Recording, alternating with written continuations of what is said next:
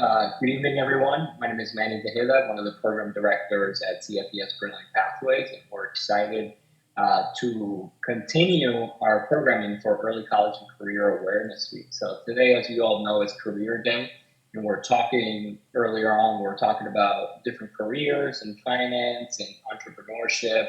We heard from folks in the health sciences as well as the hard sciences.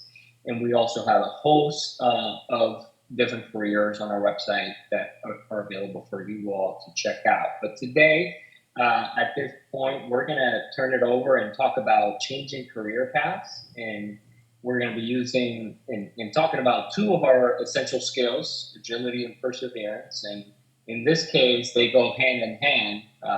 And you want to find out why? Well, we're going to tell you why. So our friends from G3 Life Sciences and TransPerfect will take it from here, and I'm going to hand it over to Tabby, who would lead us in the discussion about changing career paths. Thank you, Tabby. Thanks, Manny. So I'm Tabby. I am a senior manager of strategic initiatives at TransPerfect. I work on a lot of our diversity and inclusion initiatives as well as our philanthropic initiatives. But I actually started my career as a project coordinator, then moved into being a German into English translator before then making the switch to this role. I am going to ask each of my colleagues to introduce themselves along with what role and career they switched from and what their reasoning behind the switch was. So I'm going to start us off with Dason. Hello, everyone. I'm Dason Carmichael. I currently work at TransPerfect as a client services executive. I am coming from the education space. I was actually a college advisor for a nonprofit that served underrepresented students. And while it was a tough decision, I thought it was important for me to change from that career in order to better assist people from my background and my community with having more insight of what it's like to be in a corporate setting. I think education served me well, and there were a lot of things that I learned and a lot of change that I was able to help affect. But I think it was really important for me to share some more of that insight. I think learning what it means to be a leader in a different structure. So that was the main motivation for my switch. Love that, Dason. Thanks for sharing. I'm going to turn it over to Annie. Hi, everyone. My name is Annie. I'm currently the training and process development lead at TransPerfect. Before TransPerfect, I was dabbling in marketing and search engine optimization. And then once I started at TransPerfect, I started out as a project coordinator in the translation department. And then I slowly went to process development, and now I'm doing both training and process development. And I switched, from outside the corporation and even within the corporation because my goal in college was always strategic consulting. I never got the opportunity to recruit in those industries. I never had internships in those industries, but I always made professional decisions to further my career so I can get closer to what I wanted to do. So now, after 10 years, I'm actually doing what I thought I was going to be doing when I was in college. That's awesome. Congrats, Annie. Let's hear from Jin. Hi, everybody. I'm Jin Lee. I'm a Senior Vice President of Global Production. I'm actually somebody who is rare these days. I've stayed with the same company for the last going on 18 years. I started off as a project manager, similar to Annie, and I realized that leading and managing, coaching other people was my calling. So I was given the opportunity, although, we'll probably talk about it a little bit more. There have been some ups and downs through my career, but overall, this is a place I really believed in, and I really was able to, I was afforded a lot of opportunities. So to really get out of my comfort zone, try new things, take on new, divisions that maybe I didn't really know as well. So that to me, I guess it's not really necessarily a career change, but it is kind of the mindset of being agile and persevering through whatever and taking on different things that maybe I thought I would never be approached with or good at. So that's my spiel. Thank you for having me. Thanks, Jen. Happy to have you. Sarah, can we hear? So, hello, my name is Sarah Buzaji. I'm a quality manager at TransPerfect in Russian and Ukrainian into English. So I guess like what jobs haven't I had in the linguistic sphere is more the question. So I got my degree in English and Russian, and then I was living in Russia for many years. And in retrospect, it looks like I had a goal to try out different positions in that field, but it was more a path of following my interests and my skills to find the best fit. So I worked as a copy editor at a news agency. I taught English as a second language. I worked in communications for a Russian company in public health education. And I worked in the previous job before this one was as a freelance translator. So in each transition, it was, how good am I at this? How much does this fit my skill set? And how much do I want to be doing it? And sort of came to my pretty ideal position here of review and working with linguists, helping train people, helping have a larger impact on quality of life for other colleagues. Love that. And Amanda, I'd love to hear from you as well. Thanks, Patty. Hi, everyone. My name is Amanda Ryan. I am currently the president of G3 Life Sciences. G3 is a strategic partner of TransPerfect, which I think is an important point. Because much like Jen, my career has really kept me within the same world and family for the last, almost 14 years now. Unlike Jen, I have had a myriad of different roles within that organization. So I started straight out of college in a sales and business development role. And needless to say, it was not for me. It was something that I kind of knew going into it, but I certainly knew after about 2 years of it, it was not my calling to what I wanted to do or necessarily my strength. But what I found was an incredible opportunity to find other roles that were better suited for me within the same organization. So I think I've had probably 9 or 10 different titles in the last 14 years. And I'm very proud to wear that hat because it's an example of how I've been able to grow my career and really find my place to maximize the impact that I can have on the organization while also creating my career myself. And I think that perseverance is a huge piece of that. And really, when faced with those challenges, finding the way to move forward and move around that works for you as well as the organization. So that is my reasoning for my career changes many times over the years.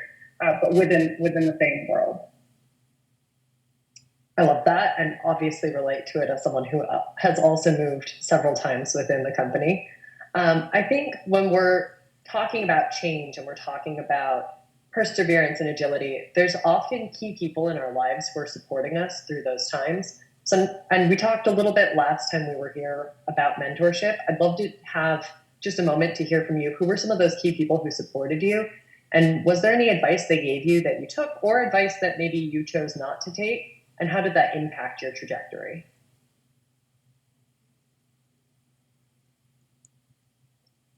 And I'll let anyone take this one if you have a strong feeling about it. I could start. So support-wise, there wasn't any specific mentor, but one advice that really stuck with me was from my best friend's dad.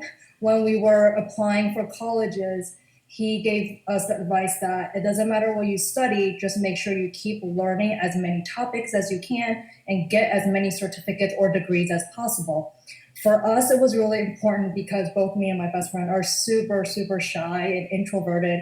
We're not good at marketing ourselves. We're not good at getting promotions for ourselves or, selling our strong side. So instead, if I can't do that verbally, he suggested get as many degrees and certificates and let your resume speak for yourself.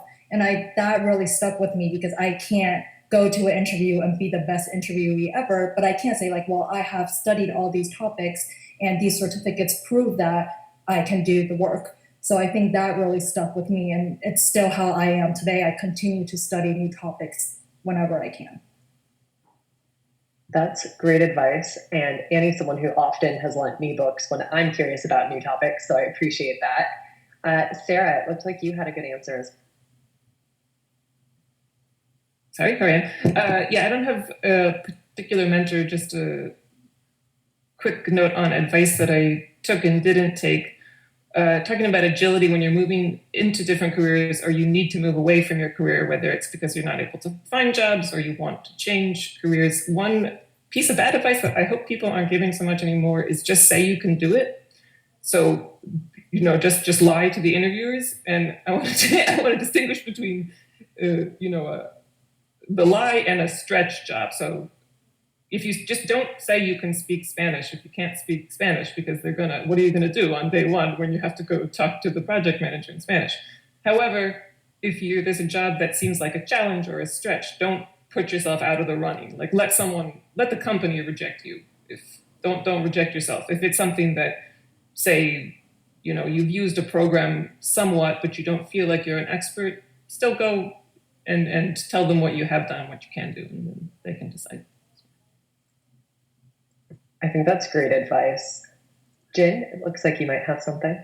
Yeah, sure. I guess I just wanted to say, in terms of mentorship, I would try and seek anybody who you feel has knowledge in something that you want to do, or that potentially has experience in something that you can see. I think books and what Annie's saying is really important. But for me, I'm somebody that kind of needs to see something, or if somebody like a teacher is telling me something, or my older brother, I would say he was my first mentor. I wanted to pretty much be him, and I wanted to be as good as him. I wanted to learn everything he learned. So I just kind of stuck to him and just heard what he had to say, and I kind of took that in my life.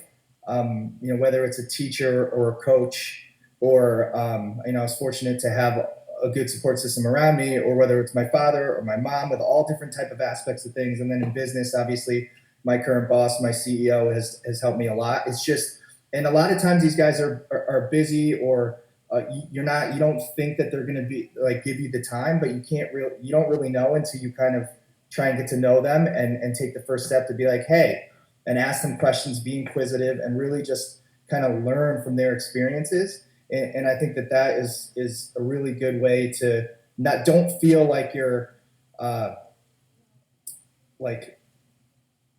don't feel like you're being like a pest. Like I think the best example I could think of is, the late great Kobe Bryant.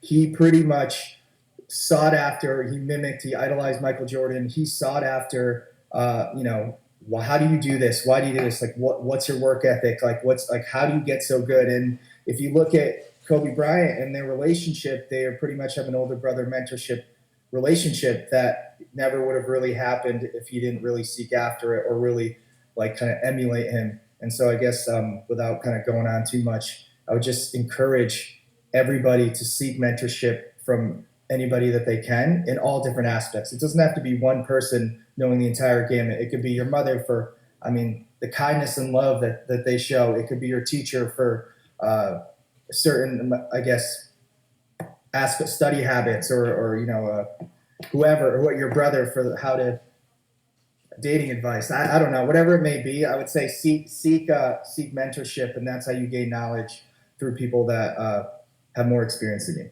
So.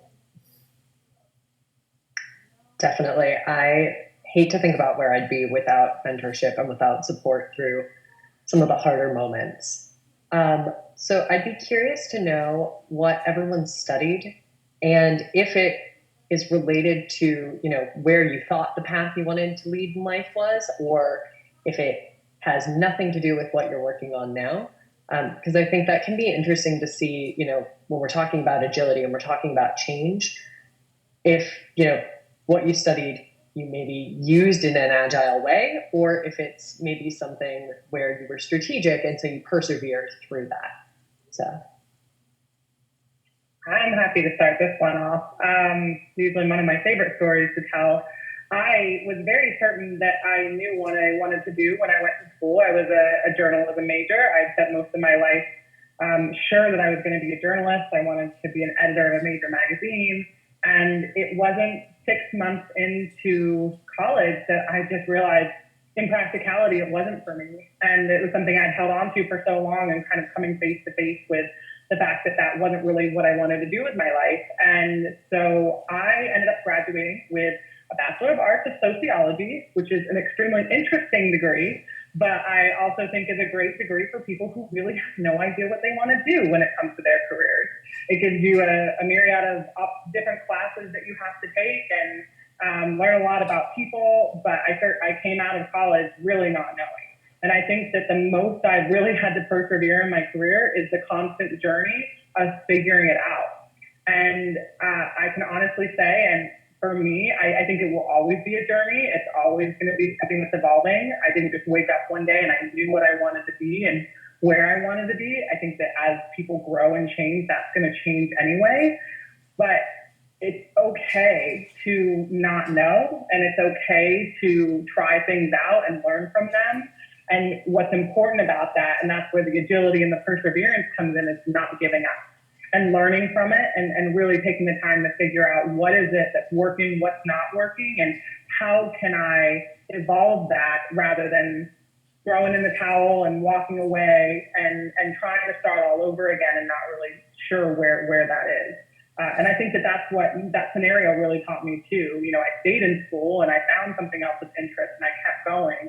And when I went into my career, the same thing happened. When I realized that sales wasn't for me, it wasn't throw in the towel and walk away and just try something from scratch. I had conversations with people and really started thinking about where would I maybe be a better fit. And I had the opportunity within my same company, actually much in thanks to Jen here many years ago, to try out a different role before I just gave up and started all over. Thanks for sharing that, Amanda. So, Jason, I'd be curious to hear. Yeah. So in college, I studied philosophy and Japanese. And I think both actually played huge roles in my career trajectory, and also considering something like perseverance. Philosophy is not something that I expected to study, but it was something that I was deeply interested in through a couple of classes that I took, and always challenged me to consider the bigger picture. And I think that's something that really guided me throughout my experience in college and after college, and considering things like education and business. Japanese, I think that was more so of a personal interest from my childhood. I used to watch shows like Dragon Ball Z, or I think we were talking about this before, but play Nintendo, and I was always curious about the culture. And oddly enough, you know, when it started out as a mere curiosity, it was actually a guiding force for me, because I had the opportunity to study abroad in Japan. And during that time, I was faced with a decision to either go or stay home. Unfortunately, my mother was diagnosed with cancer at the time. And her advice to me was to stay strong and stay courageous and stay considerate of the opportunity and what that would expose me to. Fortunately, I followed that path, and it helped open my eyes to a world beyond what I understood or what I felt comfortable in.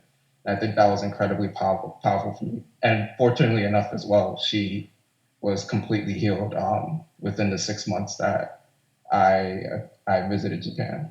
I think it was also something that challenged me to come into the space that I'm in now at TransPerfect.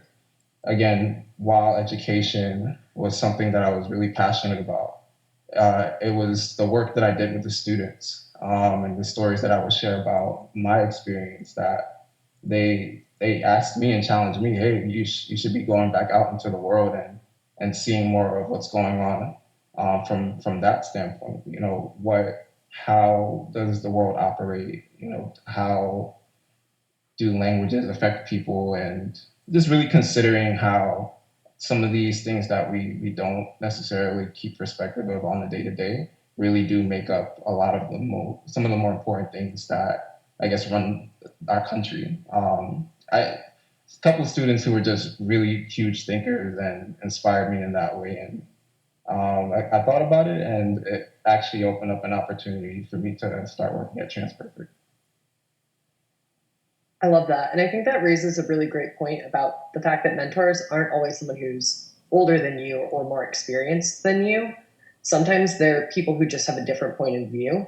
So thank you for raising that. I think that's really powerful. Did anyone else want to answer that one? If not, I'm excited for our next question. I can add a little bit to that. So I studied economics and sociology, and I can say I use none of that in my day-to-day job. What did affect me on my daily job the most was all the internships I did and my own multicultural, multilingual background. It wasn't until a decade later into the job that I realized every single internship I did throughout high school and college played a role in why I do the things well now. In my last year of college, I interned at a bank doing quality control of international wires, and I had to make sure checks matched, right? And now what I excelled at as a project manager was a quality control aspect of the job. And I was like, wow, I'm really good at that. Well, that's because my internship from a bank that I didn't enjoy. So I think all these little things along the way played a pivotal role in making us who we are now and why we excel now. Yeah. I think that's a great point. And I think on the topic of not enjoying certain things, I'd be curious to hear about some challenging circumstances in your professional lives where you had to demonstrate perseverance to get through. It can be hard when you have an internship or a job where you don't like what you're doing, but a lot of times those things that you don't like give you skills that are useful later, as Annie pointed out. So I'd be curious to hear about some other circumstances where maybe that happened for you.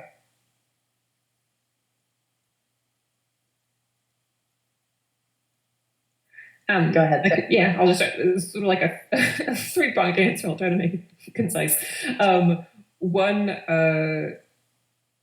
challenging jobs and circumstances, I can think of just job environments that were difficult. The news agency in Moscow, we just had a very tense and hostile working environment. So obviously, if you're in one of those, you want to get out as soon as possible. Whenever I've been in a difficult working environment, as long as it's safe and possible to stay in it, I focus on something specific that I can learn from it, some specific skill. Like this, I'm going to spend at least a year here, if possible, and get good at this program. That's something positive I'm going to take out of it. And also just like getting good info about what you do and don't want in a job, about what you do and don't want in a job environment and what you do and don't want in the skill set.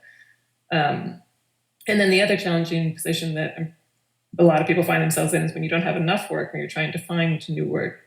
I found myself in a position after moving back to the US where I was freelancing. And when I was in Moscow, people were just throwing jobs at me right and left. Back in the States, without a network was harder. And in those positions, oftentimes you can get kind of overwhelmed by the big picture. It seems like I have to do a big thing to change everything. And what I found to be useful and recommend doing is focusing on like small, concrete, and specific things that you can do. So you say, I need more jobs. And if you don't have a lot of money or a lot of time, you can't take 2 years to get a different degree, whatever. Just focusing on like a concrete, specific thing you can do every week or goal to build it up, volunteer at a professional organization, reach out to this person in the field and so forth. And that does bear fruit eventually. I think that's really great advice. I know for me, I had a really hard first year at TransPerfect. I really was not happy in my role initially, and it wasn't anything to do with the culture or a toxic work environment. It was very much that I had thought I was going to come in and just be a rock star at the job, and I wasn't. And I think the advice you gave of try anything for a year, as long as it's a safe working environment, is really, really good. After the first year, I started to get to a place where I was more comfortable, and it then led to a lot of opportunities. It then was something where I was able to kind of persevere and push through. But that first year was hard. I really struggled with understanding what I was doing wrong, how to fix it, and it was just a learning curve. And so I think, yes, that really resonated with me. Thanks, Sarah. I'd also love to hear any examples anyone has about agility and perseverance turning a challenging situation into an opportunity. Manny, go ahead. No, go ahead with that question. I just want to make a comment. And I wasn't kidding. All good. Great. So, yeah, let me know if anyone has examples of agility and perseverance turning challenging situations into opportunity. I kind of have an example. I guess I answered both questions here. I'm going to kind of watch Jen may chuckle a little bit as I tell the story. But one of the challenges I've really come across in the course of my career, particularly growing in a leadership and a management position, is we talked a lot about mentors and differing opinions and the value of that. It can be challenging too. And, working with people who maybe you don't have the same perspective or the same vision or maybe the same pathway to get to that vision, it can be frustrating. It can be really hard to figure out how to communicate with people in that way. And ultimately, those are the situations that can also hold you back the most. And I think there's one example, and this is a story that I like to tell, of where a situation like that happened with me, and it resulted in some real challenges between myself and another manager in trying to kind of break through and both get to where we want to be. And he really had a hard time working with me, and actually said something to Jen on this call today about working with me. And it was really challenging to be faced with that. As somebody who wants to be liked and be respected, and really that's not a situation I found myself comfortable with. And I could have really wanted to run away from it, or I could have, argued my way out of it. But I took the opportunity to face the challenge head on and spoke directly to this person and took accountability and was very kind of candid that I understood this happened and I didn't want this to be the case, and had a very honest conversation. And I think that this is a perfect how you turn it into an opportunity, because this person today and for the kind of next several years of that career became a really great ally and somebody that I not only can appreciate working with, but has also had my back in a lot of situations. So it was a really, really big challenge to face that and figure out my way through it and kind of persevere in that moment where you're dealing with a lot of different paths and a lot of emotions as well. But the end result ended up being a huge opportunity for me in my career, and also to have that kind of partnership that was built out of it.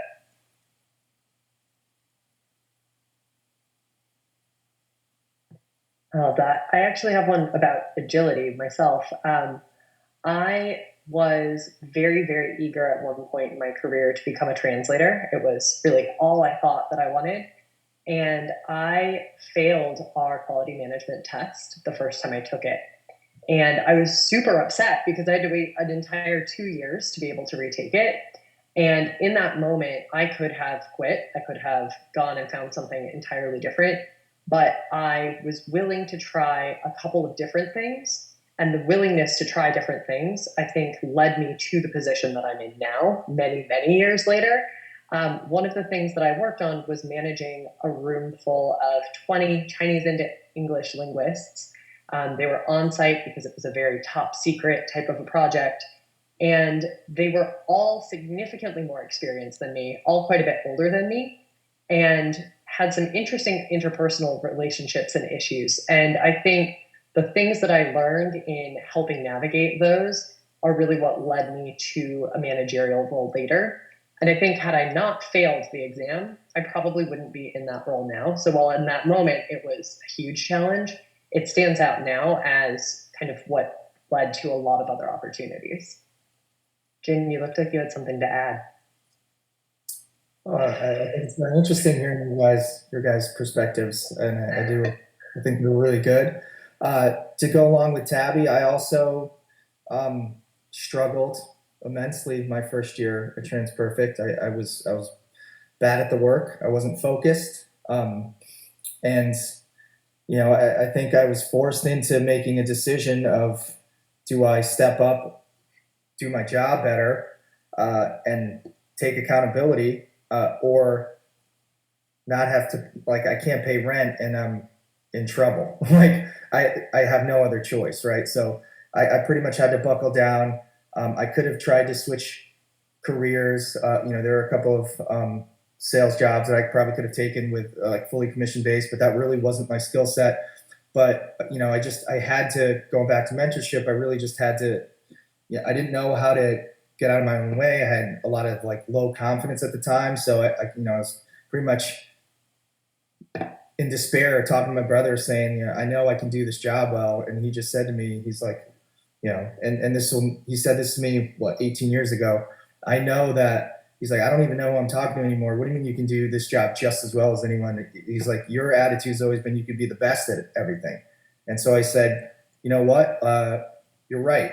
Even though I'm currently the worst, why couldn't I be the best, right? Like all I have to do is continue to work hard, focus. Like I was going out a lot. I wasn't really sleeping. I just thought it would just click for me, and it didn't. So I had to pretty much go to my manager and say, please don't fire me. I will every single day work as hard as I can. I may make some mistakes, but I assure you I am here. I'm in it. I want to learn. And that was kind of a turning point for me, because once she understood that I was coachable and I was really ready to kind of focus myself, it finally started clicking. And then once it started clicking, I got the confidence and just kind of the overall resilience to feel like I can actually be really good at this job. And that's what kind of propelled me to stay with it. And I think that's an example of perseverance. And throughout that, I think there's any journey that you go through will have a ton of different obstacles and challenges. It's really just a way of how you look at it. And I'm sure we, for those of you that have been here, everyone on this call essentially for years, have had a lot of ups and downs. We've been presented with extreme challenges. The industry's constantly changing. And if we don't really have the mindset or the willingness to adapt to a situation, then it's kind of like, okay, it doesn't matter what the situation is. You could find being a victim in that situation in any sort of job, right? It's not about switching jobs. I think it really is about the mindset. And I think that anything that really is long-term and rewarding has to come with some level of perseverance. And I think agility and perseverance is kind of at face value, very different things, right? You have to stay like agile. It's like you can move, like you move and you have to be ready and ready for the unpredictable and be able to do that, versus perseverance is just keep at it.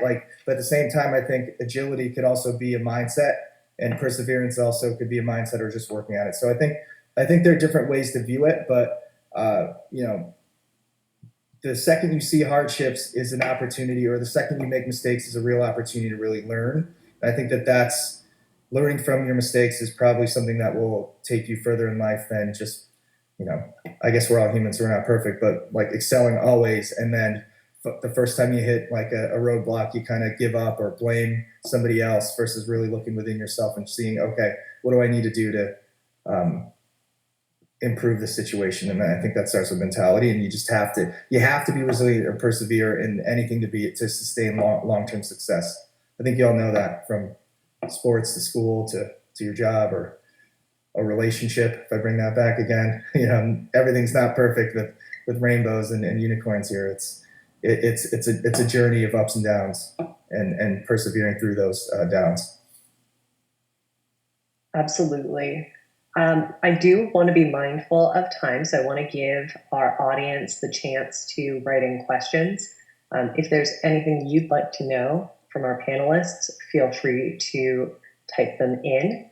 In the meantime, I have plenty more questions, so I'm going to keep going while we wait for those to roll in. I'd be curious to hear about difficulties people have faced when changing roles or changing careers, and then also things that made career changes go more smoothly, things that really made that a better experience.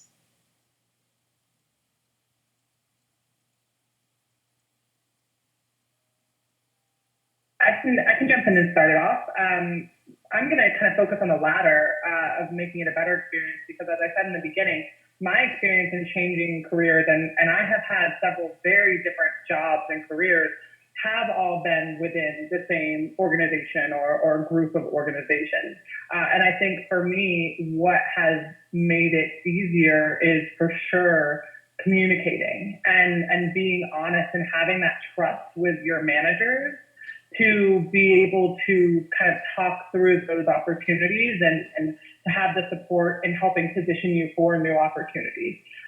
So I think, really building that relationship there when you're in a job and whether it's your direct manager or other managers, or having that champion relationship there, that you can feel like you can be open and honest about the path that your career is going, or if an opportunity comes up that you're interested in putting yourself up for, because now you have a champion in your corner that is really supporting you in that career change and helping you, not just moving to a new role or a new job or career, but helping make sure you're prepared for it.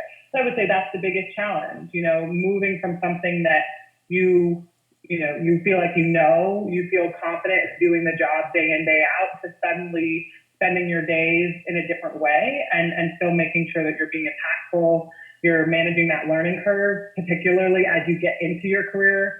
The older you get, the harder it is to step back and say, actually, I need to learn a little bit more about this. And I'm not necessarily able to jump in and be great at it like I may have been able to do with the job before. And humbling yourself to recognizing that, but then doing the work all over again to learn it and be the best at it. But yeah, I definitely, within an organization and within that, having that champion and being honest and open about that's just been a huge benefit in helping make those changes.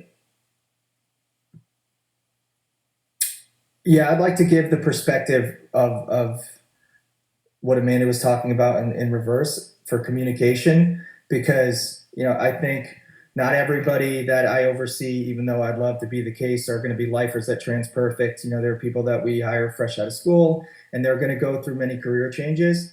And our CEO states, has a management philosophy of I'm not going to. He comes into every employee and says I'm not going to fire you out of the blue, so I don't want you to quit out of the blue. And I have really tried to, over time, earn a level of trust where we feel like we can have honest conversations. If you're not happy with something that's going on, or if you really do want a career change.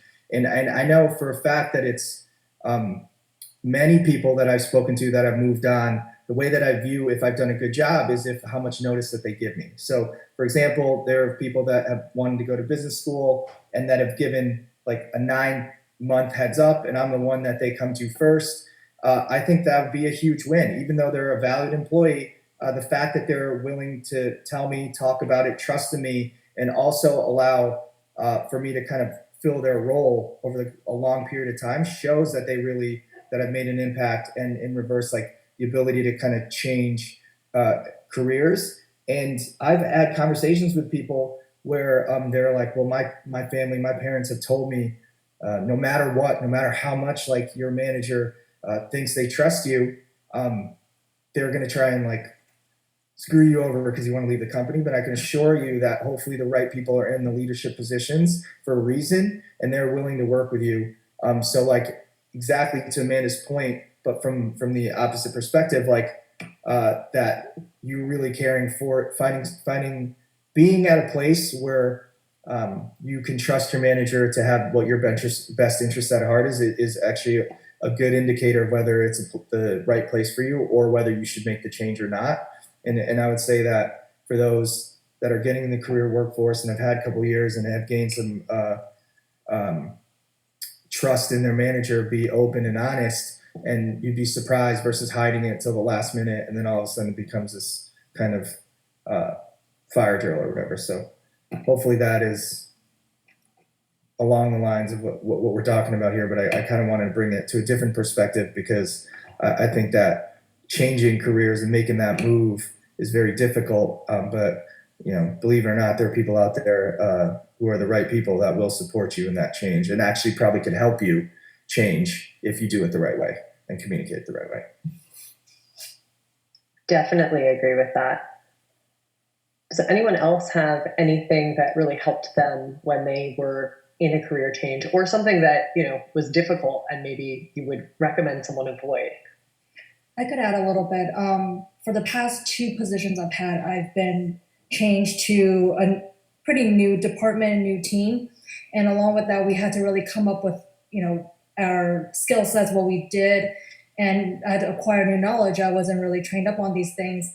And I really took it upon myself to look for the external trainings. And in the digital age we are now, there's a lot of free YouTube videos. I watched a lot of YouTube videos, a lot of LinkedIn videos. With New York students, with a New York ID, you get free access to LinkedIn videos, and those are tremendously helpful. And with those videos and the knowledge I gathered from there, I was able to build up the skill sets I needed for all the new positions I was taking on. So I definitely recommend, going out of your way to, build up your own skill set, no matter what platform you're using. I think that's great advice. Another thing that stood out for me is when I've switched roles and when I look at when I was first starting, one of the things I didn't do that I wish I had, and now that I've done it while switching roles again, is take more notes. I am a person that really relies on my notes. And I think in the beginning, I just thought that I would magically absorb the information because I don't know why I thought that. I had always taken notes through school and everything else I'd done. But for some reason, in my first role, I didn't really take enough notes. And I think I would have struggled a lot less had I been writing things down. All right. Any other questions? Manny, do I have time for one more? Absolutely. Great. So I would love to hear from everyone, what, as an experienced professional in your current position, do you value in your teammates, in new hires on your team, and what types of skills or values are most important to you when you're considering hiring someone or moving someone in their career?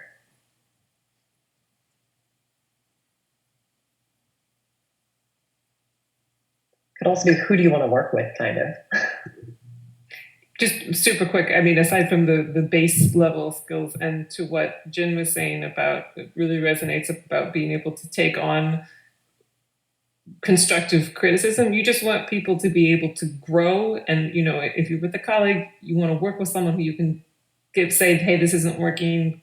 I want to shift it to this. And you want to have people just be able to take that in and turn it around. So positive attitude and, being able just to take responsibility for your own portion of the work is one thing.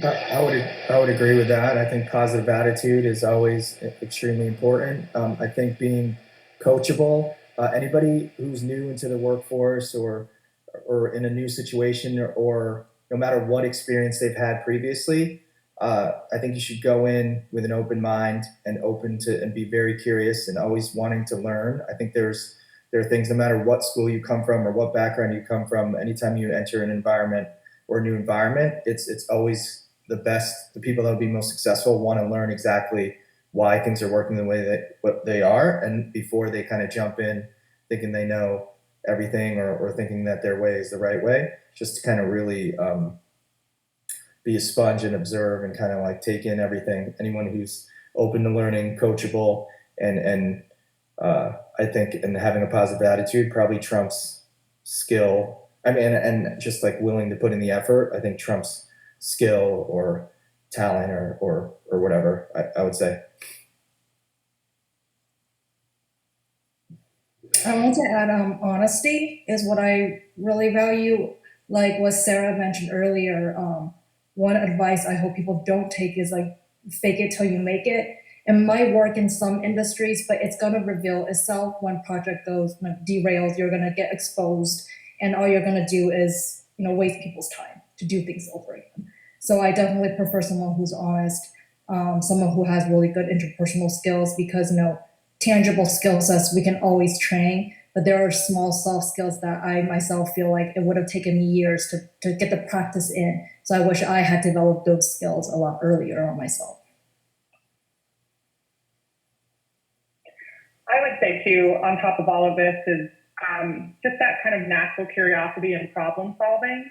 It kind of goes hand in hand with the perseverance, and when you hit those walls and you're not really sure what to do, taking whatever those steps are that are comfortable with you to try to kind of break through. So whether it's like Annie said, taking the time to research and learn, or talking to coworkers, or even talking to your manager, saying, I have maybe an idea, I have this challenge, but I think we can get through it, and here's how.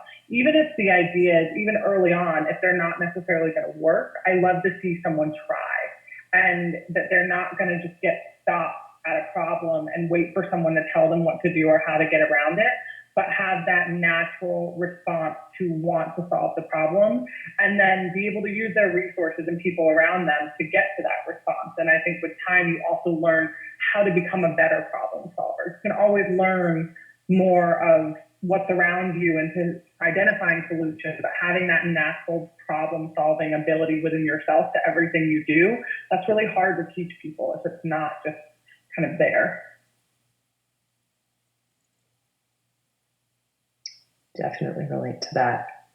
Great. Well, thank you all so much for your insights. I know I learned a lot. I hope everyone in our audience did as well.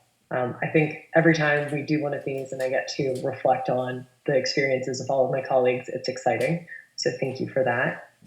Manny, do you want to close this out? Absolutely. Just a warm thank you to all of you. And that was, as Tabby mentioned, I just want to echo what you said. I'm always learning about the great culture that there is at TransPerfect. And what I was going to mention earlier about, as Jim was speaking and you all were talking about, is that the culture at an organization is so important, right? So you might be in the right job, but at the wrong environment, right? So you also have to be able to understand that might not be the place for you, but it might be the job for you. So just find somewhere else where you can continue to do what you want to do. And then what I kept hearing was about obviously the change, right? But in most folks saw it as it was a challenge. And that challenge is actually a great thing, right? Because that's where a lot of the growth happened. When we are okay with being comfortable, that's when things get a little scary. So don't be in that place. This was really just to show you how you can persevere. Things are not going to be easy, but you can do it, right? And if you are in a place where you feel stuck, I hope you took notes based on what Tabby mentioned, what are her tricks. Take notes about what you're experiencing. And the most important that I heard Jen say was really about being coachable. And I think that is key, because sometimes, depending on the level of our expertise, we might come into an organization feeling like we have the expertise and the subject matter expertise in an area, but you might not know other things that are very valuable to getting the job done, and more importantly, getting the job done with your teammates. So as you think about your future, think about all the different elements that you'll hear about and that was shared today. And I would really encourage any of you to just replay this, because I can guarantee you that you're going to pick something else up that you might have missed, and go and say, oh my God, that is perfect. That's what I needed. So again, thank you all so much. And for those of you who are attending, tomorrow the day is on focus on financial literacy. So stay tuned for that. And until next time, friends. Thanks for having us. Bye, everyone. Thank you.